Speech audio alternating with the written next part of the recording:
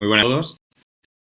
Bienvenidos a la segunda jornada de la sesión clínico de la Sociedad Castellana de Cardiología, primera edición que estamos haciendo, con un intento de acercarnos un poquito más a los compañeros de atención primaria y los residentes también de primaria como de cardiología para enfocar distintos temas de ámbito de la cardiología de distintos puntos de vista.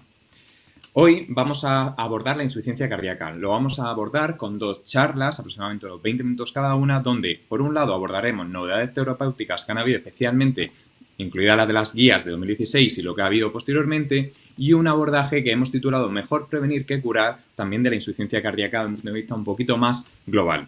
Para ello vamos a contar con dos ponentes de honor. Son el doctor Marcos García Aguado del Hospital Puerta de Hierro y la doctora Alejandra Restrepo del Hospital Clínico San Carlos. Vamos a empezar con el doctor García Aguado, que nos va a hablar de una sesión, como he comentado antes, mejor prevenir que curar. Adelante, Marcos. Hola, ¿qué tal? Muy buenas tardes. Muchas gracias, Juan. Lo primero, agradecer la amable invitación para participar en estos apuntes clínicos de los patrocinadores de la Sociedad Castellana de Cardiología. Y por otra parte, bueno, agradeceros a todos vosotros los que estáis ahí al otro lado en estas sesiones online como consecuencia de la pandemia de la COVID-19, por dedicar vuestro tiempo libre también a la ciencia. Y bueno, sin más dilación, porque tenemos el tiempo limitado, voy a empezar mi presentación, que es de título Mejor prevenir que curar. Y estamos hablando de insuficiencia cardíaca y lo primero que hay que hacer, por supuesto, es recordar que la insuficiencia cardíaca es una patología realmente de mal pronóstico. Tal es así que, por ejemplo, este estudio, que es un estudio de Reino Unido, con una base de datos muy amplia, 54.313 pacientes que eran vistos en atención primaria y que tenían el diagnóstico de insuficiencia cardíaca y se les seguía durante un tiempo de un tope de 10 años, se observaba cómo solo había una supervivencia del 81% al año, supervivencia que se reducía al 52% a los 5 años, y finalmente se reducía al 29% a los 10 años. Si os fijáis, esto es con los tratamientos actuales, es decir, con las terapias que conocemos que en la insuficiencia cardíaca son capaces de mejorar el curso evolutivo de la enfermedad. Y aún así, más o menos 3/4 partes de los pacientes que hoy vemos y diagnosticamos de insuficiencia cardíaca, dentro de 10 años ya habrían fallecido. Si nos basamos en los datos, los últimos publicados a finales del año 2019 del Instituto Nacional de Estadística, referidos a la mortalidad del año 2018 en España, la quinta causa de muerte es la insuficiencia cardíaca, ocupando ese quinto caso en el caso de los hombres y el cuarto caso en el caso de las mujeres. Por tanto, estamos ante una patología prevalente, estamos ante una patología con mal pronóstico, a pesar de las terapias actuales, y está claro que es mejor prevenir el desarrollo de la insuficiencia cardíaca y, si desarrollamos insuficiencia cardíaca, intentar de alguna manera alargar la supervivencia de nuestros pacientes. Eso lo han tenido muy claro los americanos, que en sus guías establecieron en el año 2013 ya un estadiaje que habla de estadio A, B, C y D para hablar de la insuficiencia cardíaca. Y lo único que hace es hablar de estadio A cuando no hay insuficiencia cardíaca, pero hay factores de riesgo, como por ejemplo la hipertensión, la diabetes, que provocan a su vez enfermedad aterosclerótica, cardiopatía diabética, que es el estadio B, es decir, un sustrato subyacente que es la base para luego poder desarrollar toda esa cascada neurohormonal que termina desencadenando la insuficiencia cardíaca, que ya sería la enfermedad por sí mismo, ¿no? Insuficiencia cardíaca que luego evoluciona hacia la muerte, como hemos visto. Insisto, 3/4 partes de la población habrán fallecido más o menos a los 10 años, alcanzando esa insuficiencia cardíaca avanzada que o bien deriva a muerte o bien deriva a terapias complejas como el trasplante cardíaco o los dispositivos de asistencia ventricular. Pero realmente yo creo que la prevención habría que ponerla antes del estadio B. Hay que intentar de alguna manera evitar que ya haya un daño a nivel del ventrículo, que es, como digo, el sustrato para luego desarrollar la insuficiencia cardíaca. Por lo tanto, evitar el desarrollo de los factores de riesgo y, en el caso de que estos estén, controlarlos de la mejor manera posible. Eso es fundamental y esto es una labor, sin lugar a dudas, muy importante y que realiza sobre todo atención primaria. ¿Y qué es lo que yo puedo hacer cuando yo tengo un paciente aparentemente sano? Que puede tener diabetes o que puede tener hipertensión arterial. ¿Cómo puedo saber yo si ese paciente está avanzando hacia el desarrollo de una enfermedad subclínica o puede estar avanzando, acercándose hacia el desarrollo de una insuficiencia cardíaca? Pues para eso existen los biomarcadores. Y entre los biomarcadores, el más utilizado, como sabéis, son los péptidos natriuréticos y en especial el segmento amino terminal NT-proBNP. En un estudio recientemente publicado de este mismo año, 2020, con 6.382 pacientes de Alemania, un estudio prospectivo con un seguimiento a 7 años, lo que hacían era coger pacientes, insisto, aparentemente sanos, en los que lo que hacían era mirar exactamente qué valores basales de este biomarcador de NT-proBNP tenían. Y los clasificaban en valores normales, menos de 125, valores relativamente incrementados son zona gris, 125, 300, y valores ya ligeramente más incrementados por encima de 300. Y en el seguimiento veían que los que tenían mayor mortalidad, con un aumento de la mortalidad total respecto a los que tienen valores normales del 35,4% y un incremento de mortalidad cardiovascular del 13,6%, eran los que tenían los valores basales de biomarcadores de NT-proBNP más altos. Esto también lo hemos visto en el caso de otros estudios para referirnos no ya a mortalidad cardiovascular, sino a la propia insuficiencia cardíaca. Los pacientes que tienen de forma basal, insisto que es población general global sana, las que muchas veces se ven, pues por ejemplo en las consultas de atención primaria que vienen a ver a los médicos, población sana que tiene unos biomarcadores ya elevados de NT-proBNP, esos tienen una probabilidad en seguimiento a 9 años mucho más elevada de desarrollar también insuficiencia cardíaca. ¿Y esto por qué es? Pues porque hay factores de riesgo, como por ejemplo la diabetes mellitus, que se asocian a el desarrollo de una forma progresiva de afectación del miocardio. En el caso de la diabetes, ya sabéis que se conoce con el nombre de cardiopatía diabética y se ha visto, por ejemplo, en este estudio, que los pacientes diabéticos que tienen una elevación de los biomarcadores tienen una mayor probabilidad de desarrollar enfermedad coronaria, insuficiencia cardíaca y mortalidad por cualquier causa. Como podéis ver en los gráficos de la derecha, A, B, C para enfermedad coronaria, insuficiencia cardíaca y mortalidad por cualquier causa. En el grupo de los pacientes diabéticos que tienen en este caso como biomarcador otro distinto al NT-proBNP, que es la troponina ultrasensible, presentaban un incremento significativo de la incidencia de enfermedad coronaria, insuficiencia cardíaca y un aumento de la mortalidad por cualquier causa. Y por ello, las propias guías americanas, año 2013 y que siguen manteniendo posteriormente, recogen finalmente la importancia del cribaje en esos pacientes aparentemente asintomáticos con factores que pueden precipitar el desarrollo de una enfermedad subclínica de los biomarcadores NT-proBNP. Y ellos recomiendan realizar un análisis de NT-proBNP en estado basal, porque aquellos pacientes que tengan una elevación significativa de dichos valores requerirán un tratamiento más intensivo de los factores de riesgo y un seguimiento más estrecho para ver si terminan desarrollando finalmente una insuficiencia cardíaca y con la intención de llevar a cabo una prevención primaria. ¿Y cómo podemos hacer esa prevención primaria? Ahora que ya sé que población sana que tiene biomarcadores elevados puede desarrollar insuficiencia cardíaca y puedo detectar esos que están en predisposición de hacerlo, ¿cómo puedo tratarlos para reducir la probabilidad de desarrollar insuficiencia cardíaca? Pues hay muchas recomendaciones, nos vamos a las últimas guías europeas de insuficiencia cardíaca, 2016. Sabéis que esperamos que en 2021 tengamos nuevas guías de insuficiencia cardíaca.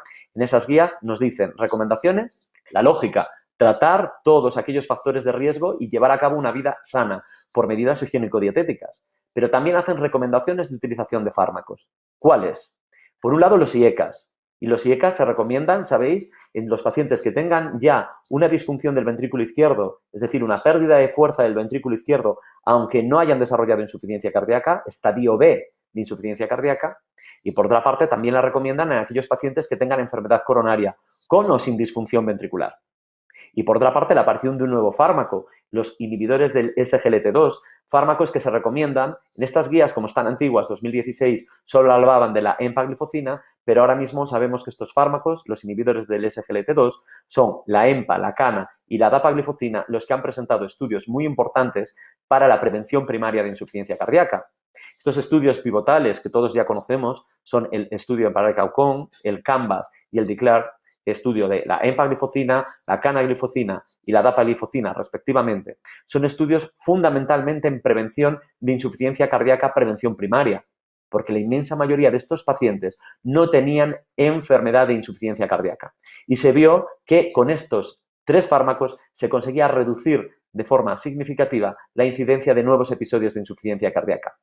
y por eso es recogido por las actualizaciones de guías en el año 2019 americanas y también por un update de actualización de las guías europeas, que lo que hacen es considerar finalmente la importancia de la utilización de estos fármacos para hacer prevención primaria de insuficiencia cardíaca. Las propias guías canadienses, las últimas en su actualización del año 2020, nos dicen que para prevención primaria de insuficiencia cardíaca debemos utilizar la empagliflozina, la canagliflozina o la dapagliflozina. Es cierto que dicen que si el paciente, que ninguno de estos tiene, insisto, insuficiencia cardíaca, prevención primaria de insuficiencia cardíaca, pero sí que dicen que si el paciente no tiene además ningún tipo de enfermedad cardiovascular, es decir, no se trata de un paciente infartado, es un paciente sano totalmente en apariencia, en ese caso, si fuera un paciente diabético, deberíamos utilizar la dapagliflozina y la canagliflozina para prevenir insuficiencia cardíaca y no deberíamos utilizar la empagliflozina porque, como sabéis, el estudio EMPA-RED-OUTCOME era un estudio de pacientes con enfermedad cardiovascular, no con insuficiencia cardíaca, pero sí con enfermedad cardiovascular. Por último, los pacientes que vemos en las consultas, muchos de ellos también tienen insuficiencia renal. Yo no voy a entrar mucho en el tema de la insuficiencia renal como cardiólogo, pero sabemos que la insuficiencia renal aumenta el riesgo de enfermedad cardiovascular, sabemos que también tiene una base con enfermedad aterosclerótica y sabemos que también puede aumentar el riesgo de desarrollo de insuficiencia cardíaca.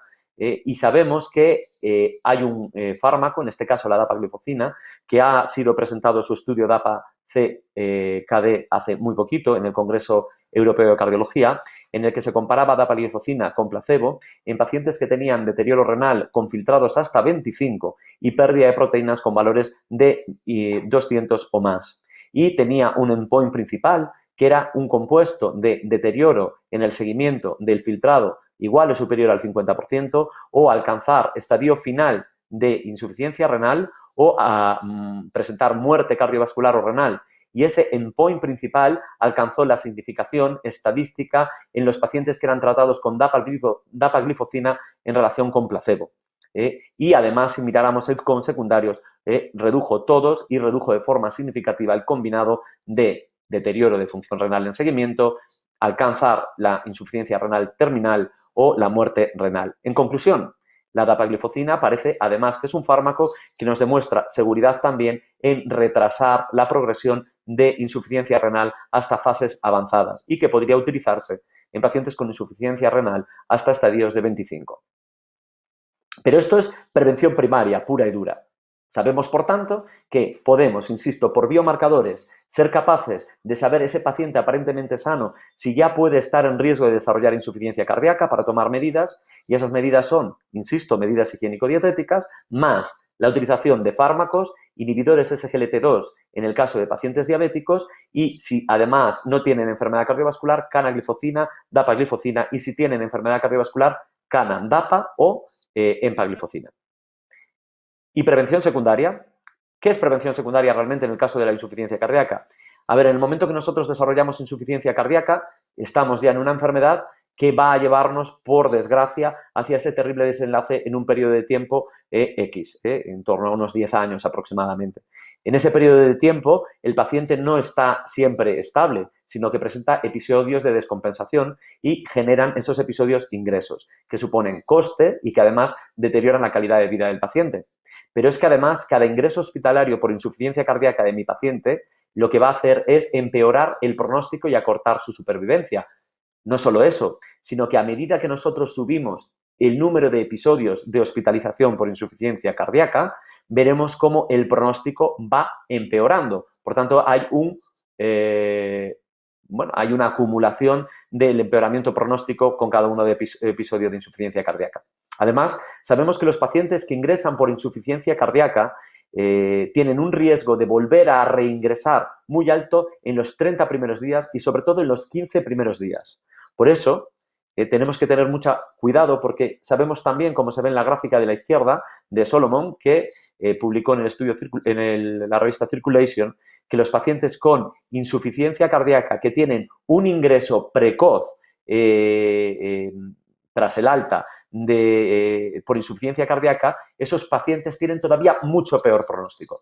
Por eso las guías, todas, y las guías también europeas de cardiología, recogen que es muy importante prevenir también las nuevas rehospitalizaciones por insuficiencia cardíaca. Eso yo lo llamaría la prevención secundaria. Es un paciente con insuficiencia cardíaca que sabemos que en su curso evolutivo tiene muchos ingresos y tengo que llevar a cabo medidas para reducir esos ingresos que impactan negativamente en el pronóstico. Tengo que cambiar al curso evolutivo como se ve ahora en verde, es decir, que tenga ninguno o casi ningún ingreso durante la historia evolutiva del paciente y con eso lo que voy a hacer es mejorar el pronóstico vital de mi paciente. ¿Y cómo hacemos esto? Pues bueno, para aquellos que llevan hospitalización, ya sabéis que cuando un paciente ingresa por una descompensación de insuficiencia cardíaca, tenemos que evitar quitar los fármacos o reducir la dosis de los fármacos que tienen un impacto en el pronóstico. Por otro lado, tenemos que intentar utilizar todos los fármacos con impacto pronóstico para mejorar la supervivencia del paciente. En estos metaanálisis publicados sobre todo, que estuvieron muy de moda en el año 2018, se veía que si nosotros utilizábamos todos los fármacos de forma combinada con impacto pronóstico, el paciente conseguiría tener una mejor supervivencia. Es decir, si utilizábamos bloqueantes del sistema renina-angiotensina-aldosterona, si utilizábamos beta-bloqueantes, si utilizábamos bloqueantes de los mineralocorticoides, si utilizábamos ivabradina y luego en metaanálisis también se añadió, porque fue apareciendo posteriormente en el mercado, el caso del sacubitril/valsartán. En esos momentos no teníamos todavía los fármacos inhibidores de SGLT2 para pacientes con insuficiencia cardíaca. Y no solo eso, si nosotros nos vamos al Qualify, es un registro de 7.127 pacientes que lo que hacía era mirar exactamente qué grado de cumplimiento terapéutico tenía el paciente. Es decir, si los pacientes estaban con esos fármacos con impacto pronóstico a dosis altas, si estaban a dosis medias o si estaban a dosis bajas. Y se vio que si tenían todos los fármacos y además estaban a las dosis objetivos, que son dosis altas, todos los factores que son mortalidad total, mortalidad cardiovascular, mortalidad por insuficiencia cardíaca, hospitalización y mortalidad cardiovascular, mortalidad y hospitalización por insuficiencia cardíaca y hospitalización por insuficiencia cardíaca, todos esos criterios mejoraban de forma significativa. Es decir, en un paciente con IC va a tener descompensaciones. Vamos a hacer lo posible para reducir esas descompensaciones porque mejoran pronóstico. Y vamos a hacer lo posible, ¿cómo? Utilizando los fármacos con impacto pronóstico e intentar utilizar todos los fármacos e intentar utilizarlos a las dosis máximas toleradas. Pero no solo ha aparecido esto, en este periodo de tiempo ha aparecido un estudio publicado en el año 2019, el Pioneer HF, era un estudio en pacientes con insuficiencia cardíaca y fracción de eyección reducida que tenían una descompensación aguda por insuficiencia cardíaca, que hospitalizaban y esos pacientes, independientemente de que previamente hubieran tenido insuficiencia cardíaca o no, independientemente de que previamente estuvieran tratados o no con IECAs, lo que se hacía era comparar el enalapril, el IECA, con un fármaco que es el sacubitril/valsartán. Y lo que se observó en el criterio que se utilizaba en el endpoint, que es un criterio subrogado, se utilizó el valor de NT-proBNP y se veía que los pacientes que estaban con sacubitril/valsartán, en comparación con los que estaban con enalapril, tenían un descenso muy precoz desde la primera semana de los valores del NT-proBNP superior al 30%. Es decir, que ese biomarcador indicativo del estado del corazón, cuando utilizábamos sacubitril/valsartán en vez de utilizar enalapril, de forma muy precoz caía de forma muy significativa, lo cual suele indicar que estaríamos ante un paciente con una mejora de su pronóstico. Y de hecho ellos hacen un objetivo combinado exploratorio, es verdad que es combinado exploratorio, de muerte y de reingresos por insuficiencia cardíaca o alcanzar insuficiencia cardíaca avanzada, en el que se objetivaba que con el sacubitril/valsartán mejoraban un 46%, es decir, que teníamos un NNT de 13. Y esto se hacía fundamentalmente a expensas de la disminución de las hospitalizaciones por insuficiencia cardíaca. Además, tenemos otro estudio que se publicó en el año anterior, 2019, un estudio muy importante, es el estudio DAPA-HF con un inhibidor SGLT2, que es la dapaglifosina. Este estudio era en pacientes con insuficiencia cardíaca también, fracción de eyección reducida, incluyó 4.744 pacientes y aquí es muy importante, eran pacientes diabéticos y pacientes no diabéticos. Y lo que se observó es que el endpoint principal, que era la mortalidad cardiovascular y las hospitalizaciones por insuficiencia cardíaca, en los pacientes que estaban con dapaglifosina en comparación con el otro brazo, que era el placebo, se reducía de una forma significativa con una reducción del riesgo relativo del 26%. Si nos fijamos, se consigue sobre todo a expensas de una reducción de las hospitalizaciones por insuficiencia cardíaca del 30%. Y esto fue lo que hizo que apareciera un fármaco, un inhibidor SGLT2, que dejó de ser ya un fármaco para la diabetes y se convirtió en un fármaco para la insuficiencia cardíaca, porque este estudio demostró que fuera o no fuera diabético el paciente, si tiene insuficiencia cardíaca, gracias al fármaco reducimos nuevas hospitalizaciones, lo cual supone reducir la mortalidad a largo plazo. No fue el único estudio, pero antes de nada os quería decir que en el estudio de APA-HF se analizó por grupos de edad y había también representada población de más de 75 años, exactamente el 26% de la población. Y se hizo un subanálisis mirando el efecto en cada uno de los grupos poblacionales y realmente se observó que el fármaco era eficaz en todos los grupos poblacionales y reducía, por tanto, ese endpoint primario y esas hospitalizaciones por insuficiencia cardíaca también en las personas de mayor de 75 años. Recordar además que el estudio DAPA-HF demostró la seguridad de la utilización de, en este caso, la dapagliflozina.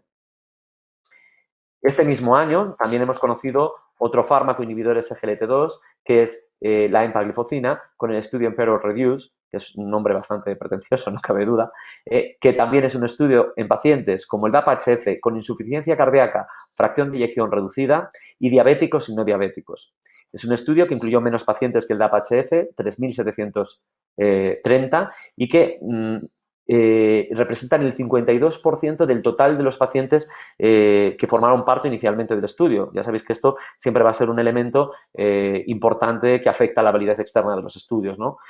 Aún así, lo que demostró el estudio es una reducción de nuevo del compuesto primario, como en el caso del DAPA-HF, de mortalidad cardiovascular y hospitalizaciones por insuficiencia cardíaca. Y lo consiguió con una reducción del 25% del riesgo relativo, pero a expensas fundamentalmente de una reducción de las hospitalizaciones de nuevo por insuficiencia cardíaca, donde la reducción fue del 31%. Ya para acabar, hemos visto, por tanto, que el paciente que ya tiene insuficiencia cardíaca, como tiene tan mal pronóstico, tenemos que tomar medidas para reducir las nuevas hospitalizaciones por IC. Y esto lo conseguimos con los fármacos de impacto pronóstico, poniendo todos los fármacos y poniéndolos, por supuesto, de forma progresiva y dependiendo de la tolerancia del paciente, intentando alcanzar las dosis máximas. Y esto también lo conseguimos, como hemos visto, cuando un paciente hospitalizado se le inicia el tratamiento con sacubitril/valsartán en vez de enalapril. Y esto también lo conseguimos en pacientes estables, eso sí, no hospitalizados, si nosotros administramos dapagliflozina o empagliflozina en pacientes con insuficiencia cardíaca, independientemente de que sean diabéticos y no diabéticos. Ahora bien, y yo en las consultas, ¿cómo puedo saber que mi paciente que ya tiene insuficiencia cardíaca es un paciente que está teniendo una buena evolución, está respondiendo bien al tratamiento o no? De nuevo, hablamos de los biomarcadores. Vimos su papel en el caso de la prevención primaria, en el caso de poder analizar el paciente aparentemente sano para ver si tiene elevado el biomarcador y eso indica más riesgo de desarrollo de IC. Y en el caso del paciente que ya tiene IC, la utilización del biomarcador también me sirve para ver si está respondiendo bien al tratamiento y si su pronóstico es bueno. Porque si está muy elevado, si no descienden de forma significativa los valores de biomarcadores, entonces tendremos que ser todavía más intensos en el tratamiento del paciente. Esto se vio en estudios que, aunque dieron un resultado negativo, como el estudio GAI-T o el estudio PRIMA2, que dijeron que el tratamiento guiado por biomarcadores no era eficaz en comparación con seguir de forma fiel las guías de práctica clínica, tenemos que darnos cuenta que eran estudios que se hacían en unidades muy expertas de insuficiencia cardíaca, donde se sigue muy escrupulosamente al paciente. Si vamos al mundo real, que es fundamental, de los pacientes que son vistos en atención primaria o en otros hospitales que no tengan estas unidades, es fundamental hacer un seguimiento del paciente y ver cómo va gracias a los biomarcadores, por los que en ese caso yo creo que es evidente que va a tener utilidad estos fármacos. De hecho, estos biomarcadores, perdonad. De hecho, en el consenso de expertos de la insuficiencia cardíaca en fracción de eyección reducida, publicado por la Sociedad Española de Cardiología en este mismo año 2020, se recomienda la utilización del NT-proBNP y la utilización también del C-ácido benzobentílico y sobre todo la combinación de los dos para ver cuál va a ser el pronóstico evolutivo de nuestro paciente que ya tiene insuficiencia cardíaca. Y ya, como conclusión, que yo creo que estoy más o menos en el tiempo, no me ha dicho nada Juan, espero que se me esté escuchando, porque a lo mejor no se me ha escuchado, pero esto de la tecnología. Deciros que podemos anticiparnos, por tanto, al daño miocárdico en los pacientes sanos, realizando el control de los factores de riesgo. que podemos además realizar una estimación de la proximidad que tiene ese paciente sano de desarrollar insuficiencia cardíaca mediante la detección de biomarcadores. Que en los pacientes sanos podemos llevar a cabo medidas higiénico-dietéticas para evitar el desarrollo de insuficiencia cardíaca, que podemos hacer la detección precoz por esos biomarcadores de la posibilidad del desarrollo de insuficiencia cardíaca y que podemos utilizar fármacos en pacientes por el momento diabéticos que sean sanos para prevenir el desarrollo de insuficiencia cardíaca, porque este fármaco, los inhibidores de SGLT2, son eficaces en la prevención primaria de insuficiencia cardíaca del paciente diabético. Por otra parte, que en los pacientes que ya tienen insuficiencia cardíaca podemos guiar nuestra actitud terapéutica mediante los biomarcadores, que debemos hacerlo además porque tenemos que intentar reducir los ingresos nuevos de insuficiencia cardíaca para mejorar el pronóstico del paciente, que eso se consigue gracias a la buena adherencia a guías, es la correcta utilización de todos los fármacos con impacto pronóstico y que además tenemos nuevas herramientas, entre ellas, como hemos visto, la dapagliflozina y empagliflozina, que son fármacos que han demostrado su eficacia en pacientes sin diabetes y con insuficiencia cardíaca y fracción de eyección reducida, en la reducción de futuros ingresos y morbimortalidad cardiovascular. Y además con la ventaja de que vemos, como ha demostrado la dapagliflozina, que podríamos utilizarlas en pacientes con insuficiencia renal, que además retrasaría la evolución de la insuficiencia renal, que por el momento solo lo ha demostrado la dapagliflozina, y que además son fármacos que nos permitirían controlar perfectamente a nuestros pacientes. Pues nada más por mi parte, muchas gracias y siempre aprovecho para poner una diapositiva y una promoción de mi tierra, de Asturias y de Oviedo, que ahí lo podéis ver en la plaza de la Catedral. Gracias. Hola, buenas tardes. Creo que hemos tenido alguna milla escuchando a Juan y lo hemos escuchado todos. Yo aprovecho de todas formas para volver a presentarme por si no se le ha escuchado bien.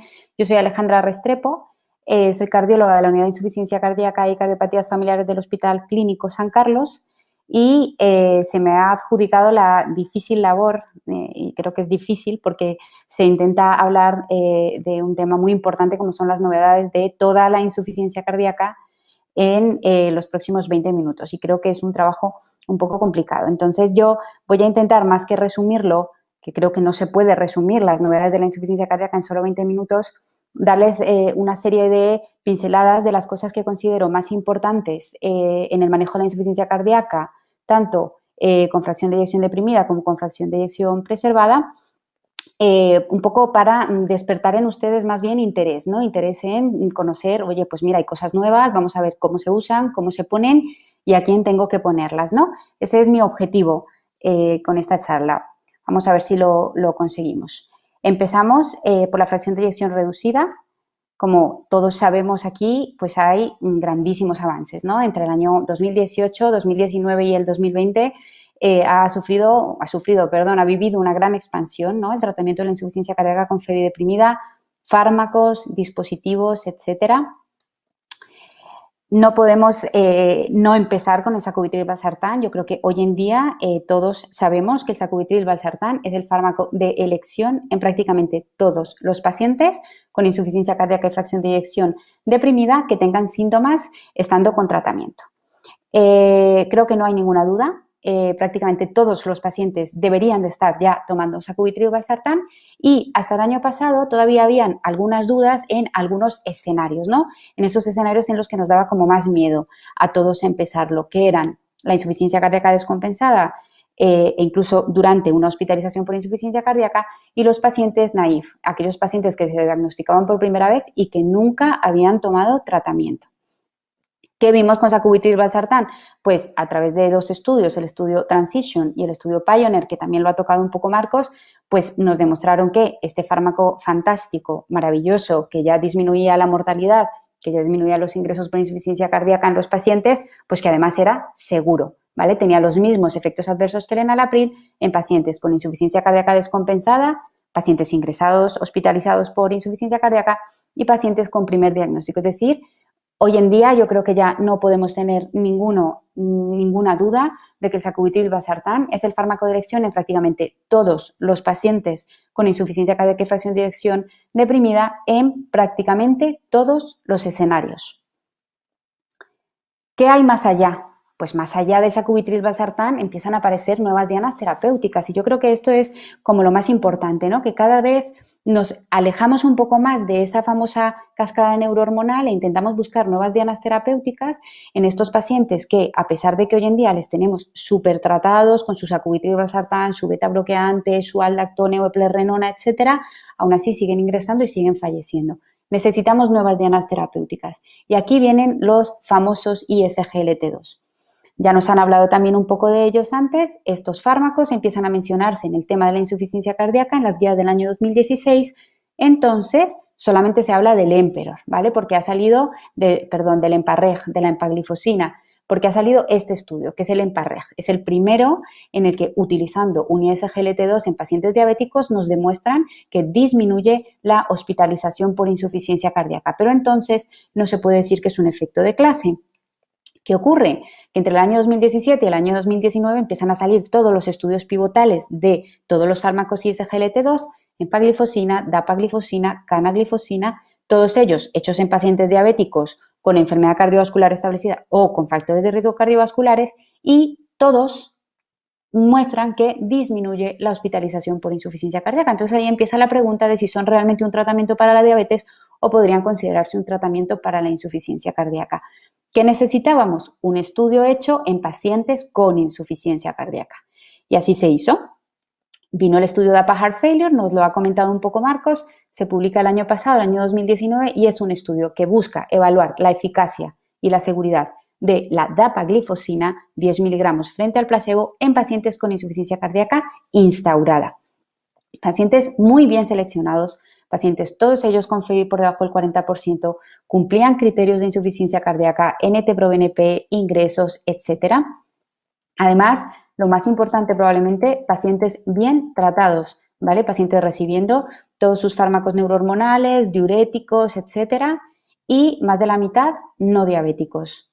¿Qué nos demostró el DAPA Heart Failure? Que efectivamente la dapaglifosina reducía el 26% el endpoint combinado, a expensas fundamentalmente de una reducción de las hospitalizaciones por insuficiencia cardíaca, lo cual es un marcador importantísimo, como nos ha explicado Marcos, ya que un paciente que ingresa es un paciente que fallece. El riesgo, o sea, la reducción de riesgo era exactamente igual en diabéticos y no diabéticos, es decir, la diabetes no era lo más importante, y es un fármaco seguro, ¿vale? No tiene más eventos adversos que el placebo. Seguimos por esta misma línea y este año se publica un estudio parecido al DAPA Heart Failure, pero realizado con la empaglifosina, el Emperor Reduced.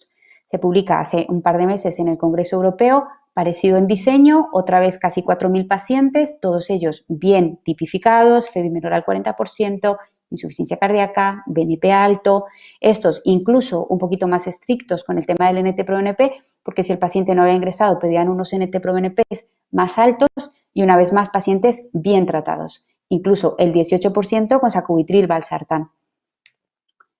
La mitad de los pacientes tampoco eran diabéticos. ¿Y qué nos demuestra el Emperor Reduced? Pues una vez más nos demuestra que la utilización de la empaglifosina en pacientes con insuficiencia cardíaca disminuye la mortalidad y los ingresos por insuficiencia cardíaca. En este caso, la reducción se produce solamente a expensas de ingresos por insuficiencia cardíaca, no de la mortalidad. En el estudio Emperor, ellos tenían un endpoint secundario que era ver el efecto de la dapaglifosina en el filtrado glomerular, y lo demuestran que el filtrado glomerular no se deteriora tanto en los pacientes que están tomando la empaglifosina, y una vez más es un fármaco seguro.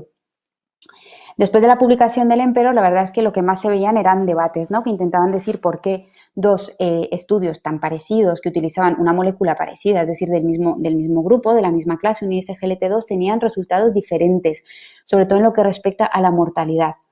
Hay varias hipótesis, que si el Emperor tiene unos pacientes peores, que la FEV era peor, que el NT-proBNP más alto.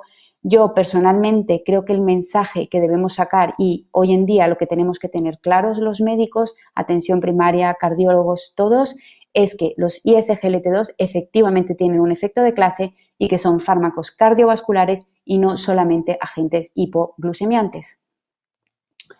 De acuerdo a lo que nos ha explicado Marcos, los ISGLT2 en diabéticos previenen el desarrollo de la insuficiencia cardíaca. Esto ya lo vimos en los estudios pivotales de estos fármacos, y hoy en día la dapaglifosina o la empaglifosina asociadas al tratamiento médico óptimo disminuyen el riesgo de muerte y empeoramiento de insuficiencia cardíaca en pacientes con IC FEBI reducida independientemente de tener o no tener diabetes. De hecho, ya las guías canadienses lo incluyen aquí.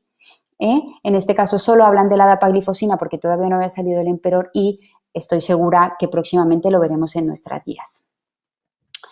Termino la parte de IC con FEBI reducida en cuanto a farmacoterapia con un par de preguntas que creo que es muy importante que tengamos en mente porque las hacen muchos médicos de cabecera, muchos pacientes.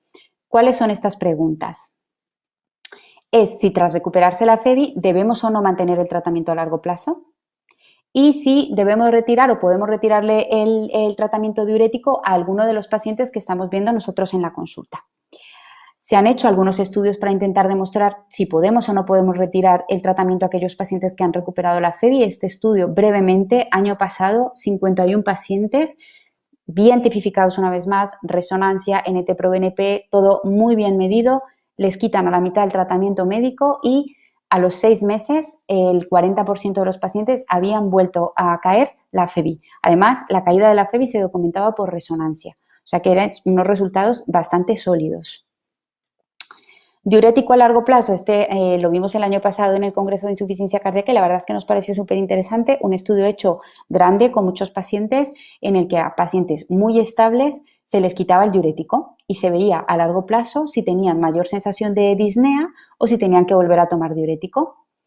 Eran pacientes jóvenes, pacientes como pueden ver más de la mitad en MIJA 1, con unas FEBIs bastante 30-35% FEBIs reducidas, un tratamiento médico muy optimizado y sí que demostró que podían retirar el diurético, que era seguro, los pacientes no volvían a tomar diurético, no tenían mayor sensación de disnea, pero ojo, a pacientes jóvenes, con mínimos síntomas, sin congestión y que estaban recibiendo el tratamiento médico óptimo.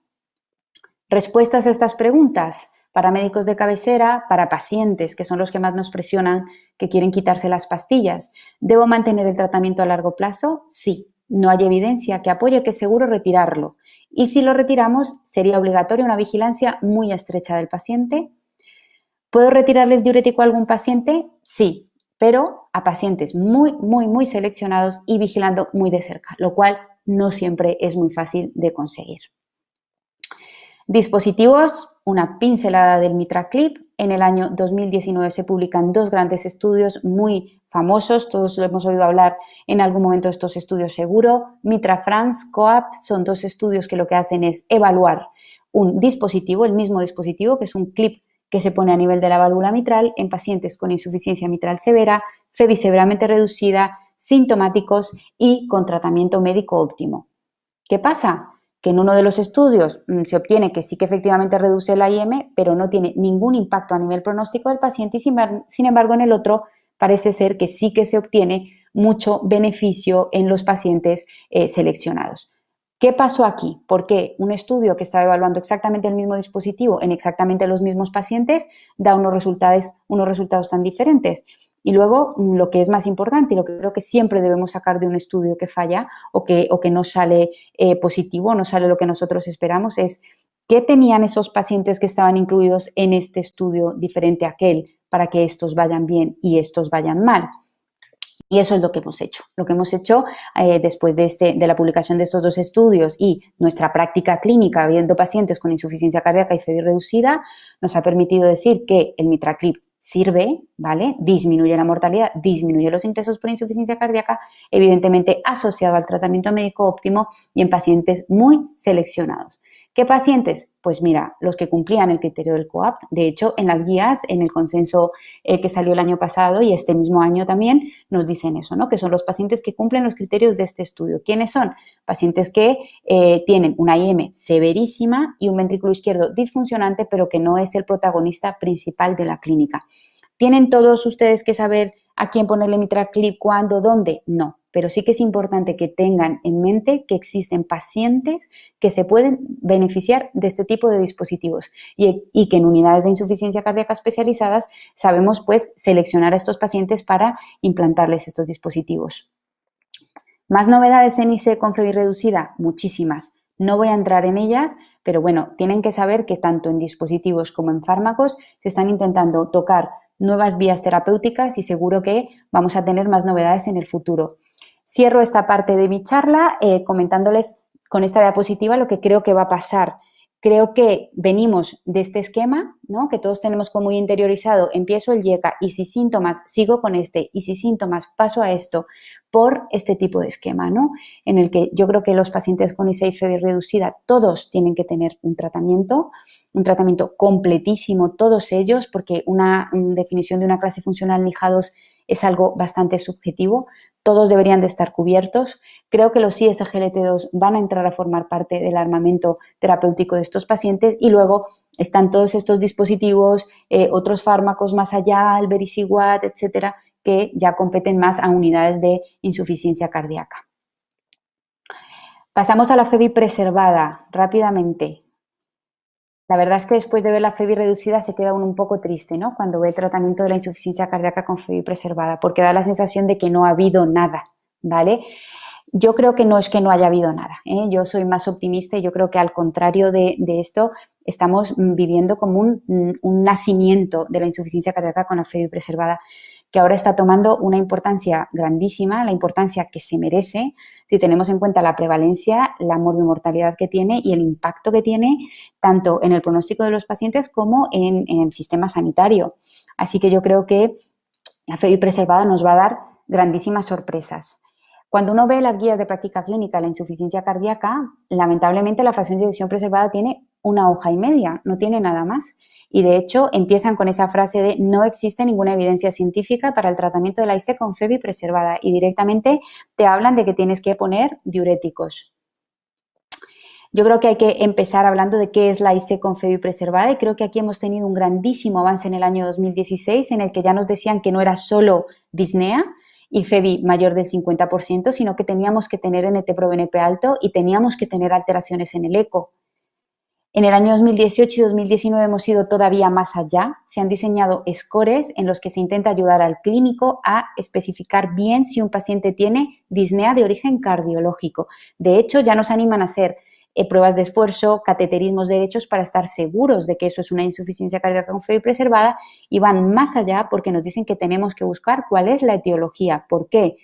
Porque todos estos pacientes que podemos ver aquí tienen una FEBI preservada, pero su comportamiento es completamente diferente. Probablemente lo único que compartan entre ellos es que tienen la FEBI preservada.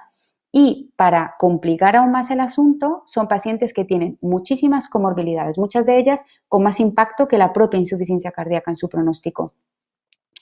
Hasta la fecha, como todos sabemos, ningún ensayo clínico con FEBI preservada ha demostrado un claro beneficio en la morbimortalidad. ¿Por qué creo que ha sido esto? Porque hemos intentado tratar a todas las insuficiencias cardíacas por las mismas vías y de hecho hemos seguido haciéndolo. Hemos hecho estudios con sacubitril/valsartán intentando ponérselo a todos nuestros pacientes. Todos sabemos los resultados del estudio Paragon, uno de los estudios más esperados en insuficiencia cardíaca, se publica el año pasado y todos estos pacientes con fracción de eyección por encima del 45% se randomizan a sacubitril/valsartán frente a valsartán y no tienen una reducción significativa del endpoint primario. Hacen un pequeño análisis por subgrupos y sí que demuestra que quizás los pacientes con FEBI por debajo del 57% pueden tener un mejor pronóstico.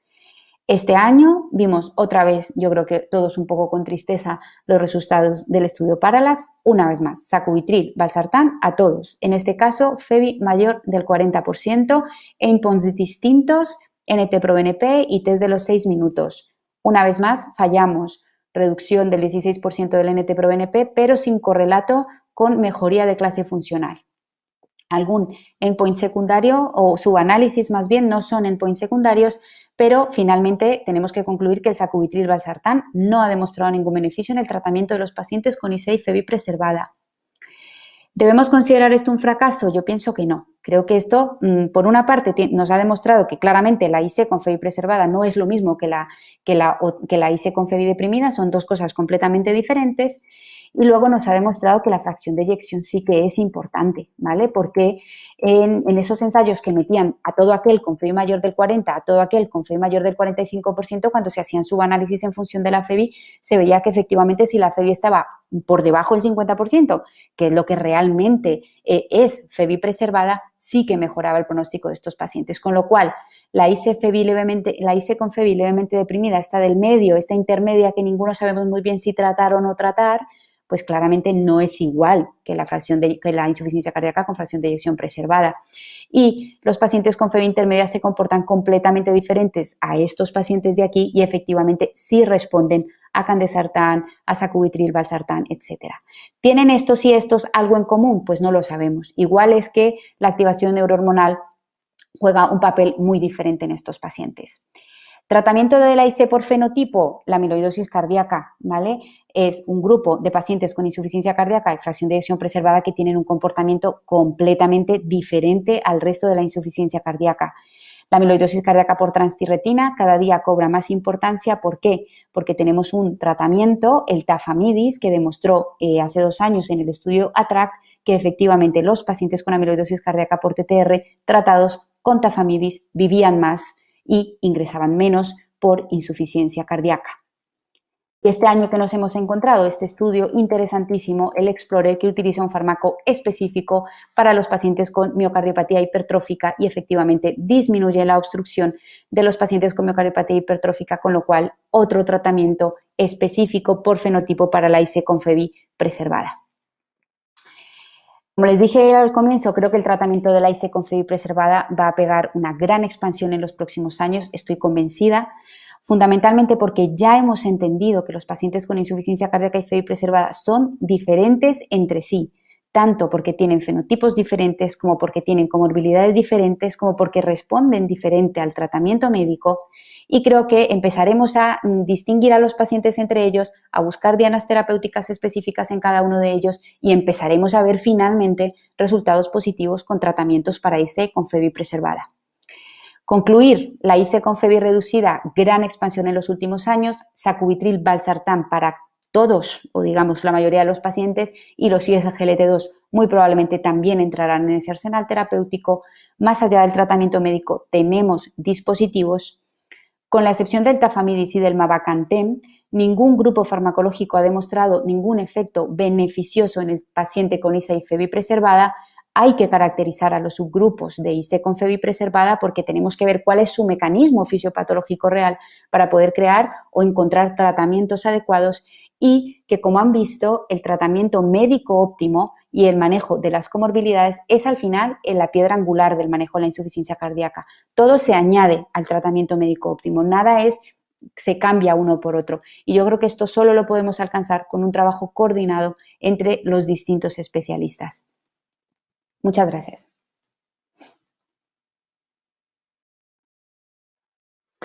Bueno, buenas tardes a todos. Evidentemente no soy el doctor Gorriz. Como habéis podido intuir, hemos tenido problemas de conexión, pero en la castellana pues estamos acostumbrados a sobrevenir todo tipo de baches en el camino y salimos siempre más fuertes. Y bueno, simplemente decir que el doctor Gorriz está pues muy ilusionado con este programa. A él le apena mucho no haber podido cerrar este curso de hoy. Ha estado muy encima haciendo estadística de nuestra primera jornada, de los apuntes clínicos para ver de qué manera podíamos mejorar, podíamos ajustarnos mejor a los deseos de la audiencia. Y bueno, la verdad que es justo pues agradecerle su trabajo, aunque se ha quedado con las ganas de poder llevar ahora el debate y clausurar la jornada de hoy.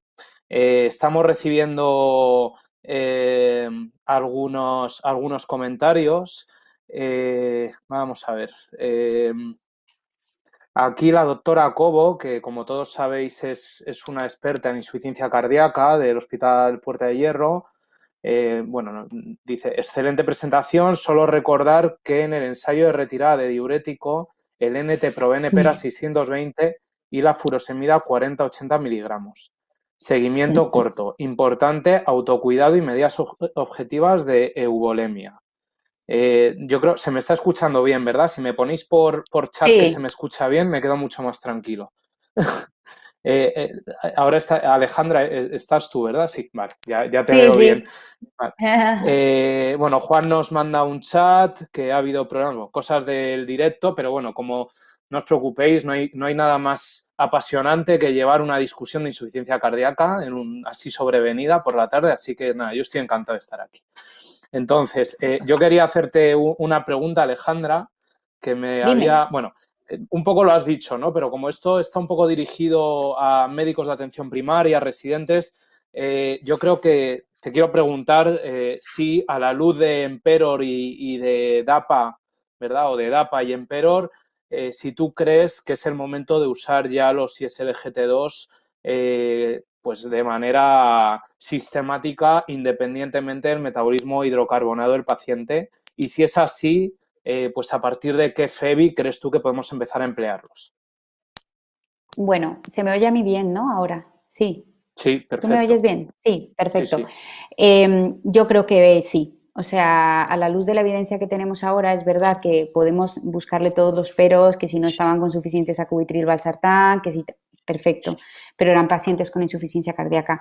Quizás no los peores del mundo, pero sí pacientes con sus NTs pro-BNPs, con su clase funcional, con sus ingresos por insuficiencia cardíaca. Eran unas cohortes perfectamente seleccionadas de pacientes con insuficiencia cardíaca, comparables a las cohortes utilizadas precisamente para demostrar la eficacia del sacubitril valsartán. Entonces, yo pienso que sí, ¿vale? Nosotros, nuestra práctica clínica, evidentemente no es que lo estemos poniendo, no sé si seguimos online, ¿sí? Te escuchamos, vale, estamos un poco cambiados. Ahora Alejandra es Juan, yo soy Alejandra, Marcos... Pero yo me mantengo, Tú te mantienes, sí. Nada, decía para continuar que sí, ¿vale? Yo pienso que sí, que se empezarán a utilizar, que tendremos que esperar a que salgan en las guías de práctica porque es verdad que cuando ponemos alguno, que yo he puesto ya alguno en pacientes con insuficiencia cardíaca sin diabetes, el endocrino o cualquiera que se entera salta y dice que ¿por qué estamos poniendo esto? Y de hecho nos lo han quitado en algún paciente. Pero sí, yo lo pondría porque además va por otra vía, encima no tiene efecto hemodinámico. Vamos, yo la experiencia que tengo hasta ahora no es extensísima, pero me gusta, o sea, me siento segura, lo pongo tranquila, insisto, ni les hipotensa ni nada, les ajustas el diurético, eso sí, vigilancia del riñón, por supuesto, pero yo creo que sí que es un fármaco que ya, o sea, tendremos que esperar a que salga en ficha técnica y en guías de práctica clínica, es verdad, pero es un fármaco que seguro que se va a utilizar en todos los pacientes con insuficiencia cardíaca y de momento en FEBI reducida. Habrá que esperar a ver qué nos sale en la FEBI preservada. Yo, no sé, entre vosotros sí. Pensé que me había quedado sola. Un segundo. Sí, entre vosotros preguntaros o lo que queráis, sí, porque esto es lo más interesante. Vale, sí. Yo por un lado decir que también estoy de acuerdo en la importancia de, como siempre, como en toda terapia, sobre todo con terapias con tan mal pronóstico como la insuficiencia cardíaca, que no se nos puede olvidar el mal pronóstico que tiene, tener arsenal terapéutico con impacto en la supervivencia es fundamental. Pero los inhibidores de SGLT2, y yo comparto que son fármacos que han venido para quedarse, que son fármacos, como también comenté, de insuficiencia cardíaca. Yo, entre que no bajan demasiado la glucemia, que para los cardiólogos nos viene de perlas y no complicarnos demasiado la vida, fármacos que han demostrado mucha seguridad, fármacos muy bien tolerados, fármacos que mejoran el pronóstico y fármacos que lo que hacen también es ayudarte un poquito, esto casi es un guiño para mi compañera Marta, que es una súper experta además en todo el manejo de la bulimia de nuestros pacientes con insuficiencia cardíaca y diuréticos, resistencia, pero nos ayuda también a reducir un poco la dosis de diurético, ¿no, Alejandra? Porque eso es importante, ya que los fármacos diuréticos, quitando, por supuesto, los bloqueantes de los mineralocorticoides, el resto son fármacos que solo están para alivio sintomático y que si podemos bajar las dosis o podemos quitarlos, mejor nos viene. Entonces, si tenemos un fármaco que nos ayuda a los inhibidores SGLT2 a bajar un poco la dosis de diurético, pues bienvenido sea porque quitamos dosis de un fármaco que nos complican a veces por la tensión y, evidentemente, lo hacemos con un fármaco que mejora el pronóstico. Yo sí lo estoy utilizando en pacientes con IC y fracción de eyección reducida no diabéticos y sí que hay una cosa que no estoy seguro, Alejandra, pero te lo voy a preguntar, no estoy seguro si lo dijiste o no, porque se me entrecortó varias veces cuando te escuchaba en ese momento, pero no sé si dijiste que tú creías que había un efecto clase con los inhibidores del SGLT2, porque no sé si dijiste que sí o que no. Si has dicho que sí, tú has dicho que sí, yo diré que por el momento no lo tengo tan claro. Es verdad que va apareciendo evidencia científica y nos adaptamos a ella. Evidencia científica que recogen luego siempre tardíamente las guías de práctica clínica, porque es cuando van apareciendo, ¿no? Yo creo que hay alguna diferencia, sobre todo con la cana, que quizá abandonó un poquito el tema de la IC, ¿no? Pero hay algunas diferencias. Luego hay algunas cosas que todavía no llegamos a entender, aunque hay una revisión hace muy poquito de cómo funcionan los inhibidores de SGLT2, pero que no llegamos a entender muy bien el mecanismo. Algo todavía se escapa de todo esto. Por el momento, quien demuestra claramente que es capaz de prevenir la evolución a fases avanzadas en insuficiencia renal solo es, en base a evidencia científica, solo es a día de hoy la dapagliflozina, de forma por lo menos clara. Y yo aún no tengo claro si existe un efecto clase. Los estudios no son del todo iguales, aunque sean parecidos. Los dos estudios de IC y fracción de eyección reducida, no diabetes, y diabetes, quiero decir, no tanto el Emperor como el DAPA-HC, para mí no son exactamente iguales y por eso aún no lo tengo claro, ¿no? Yo aún no lo tengo claro, pero sí que estoy de acuerdo contigo en que para mí estos fármacos ya tienen que estar en el arsenal terapéutico y ya, igual que creo que tienen que estar, que lo has dicho tú también, y yo apoyo al 100% lo que comentas, que tiene que estar ya el sacubitril/valsartán como fármaco ya de primera línea en todo paciente con IC y fracción de eyección reducida, incluso intermedia reducida, porque es un fármaco que ha demostrado claramente ventajas muy importantes en algo tan fundamental como la supervivencia frente a los IECAs arados. Muy bien, Una cosa, muchas gracias. Sí. un inciso, aprovechando esta conversación y aprovechando que está por ahí la doctora Marta Cobo. En relación a la retirada del diurético y sobre todo es muy importante incidir en esto, nosotros como médicas que nos dedicamos precisamente a la insuficiencia cardíaca, para los médicos de atención primaria que nos están viendo. Es verdad que todos tienen muchas ganas de quitar el diurético. Los pacientes en particular siempre te están presionando para que les quites el diurético. Tal y como dice Marta y como incide Marta y lo dice porque la experiencia clínica suya es muy amplia, los pacientes que se les podría retirar el diurético, si alguien se anima a retirarlo, son los pacientes, como pone el estudio, en NIJA 1, jóvenes y que se manejan muy bien. Lo que nos cuenta Marta de control de volemia y tal, para nosotros es importantísimo que los pacientes se pesen todos los días y se aprendan a conocer a sí mismos y se controlen incluso ellos mismos la cantidad de diurético. Yo creo que para el médico de atención primaria, que está bastante sobrecargado de trabajo, muchas veces le es muy difícil afinar tanto como afinamos nosotros en la consulta de insuficiencia cardíaca, 1 kilo para arriba, 1 kilo para abajo, etcétera. Creo que para que ustedes en los centros de salud, en atención primaria, puedan sentirse cómodos, evidentemente necesitan tiempo para conocer un poco el comportamiento del paciente y luego, por parte de cardiología, nosotros intentamos, o al menos lo hago así en el hospital clínico, darles una serie de pautas de, pues mira, este paciente necesita muchísimo diurético, no se lo bajes, o este paciente puede hacer ajuste en casa, etcétera. Lo digo porque es una de las cosas que más cuesta en atención primaria, ¿no? Mantener esa euvolemia de los pacientes. En los pacientes con IC y FEBI preservada es muy importante, es muy difícil de mantener. Espero ansiosa a los resultados de los ISGLT2 en este grupo de pacientes porque querría saber si realmente nos van a servir para estos pacientes en los que solamente tenemos el diurético.